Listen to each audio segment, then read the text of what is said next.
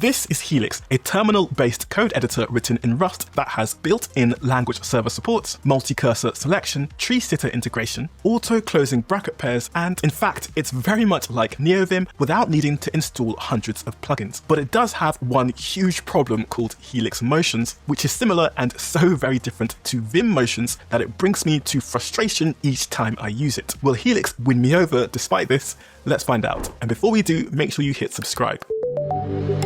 Helix was created by Arc as a personal project inspired by Neovim and Cocoon with one clear goal: to make a terminal editor that just works out of the box. And look, I get it. It's difficult to use Neovim without installing any plugins, and then you have to configure them so everything plays nicely, which is one thing VS Code with its marketplace does so well. So I completely understand the need for a tool like Helix. But there's a trade-off, because right now, Helix doesn't have a plugin system. So if there's a feature you really need, you're basically stuck waiting for it to be added upstream. However, I still think Helix has some great ideas that other code editors should be paying close attention to. For instance, I can select some code, press S to search for a word, and then edit that in place. I can also press Shift-C for multiple cursors, set buffer line support, press GW to overlay characters, allowing me to quickly go to different parts of the document. Press GF to go to file URLs, get these really nice popovers in code, and these useful inline errors.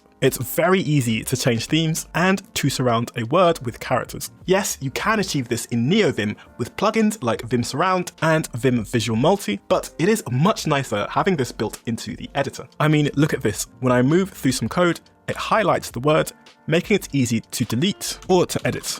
And at this exact point is where Helix starts to lose me, because although it has a normal mode, insert mode, and select mode, you press X to highlight a line instead of capital V. Instead of pressing escape to leave a selection, it's semicolon. Going to the end of the line is GL instead of a $, and GS to go at the start, and Shift-G doesn't go to the bottom of a file, instead it's GE. And yes, all this complaining is definitely a skill issue on my part, but when Vim Motions are the de facto option in so many other tools, I honestly don't see why you deviate from it. Luckily, there's a project called Evil Helix, which gives Helix Vim key bindings, and I'm honestly considering trying it out. But if you're someone who's very comfortable with Vim Motions, you may find Helix tricky at first. Helix Motions aside, I think the team have made some really clever choices with the Helix editor, and I'm actually going to stick with it for a few more days. Hear me out. It's much easier to install Helix on a fresh Ubuntu server than to install Neovim with all my plugins and their configs. So to me, it's definitely worth it. But who knows, I may change my mind in the future and just go running back to Neovim.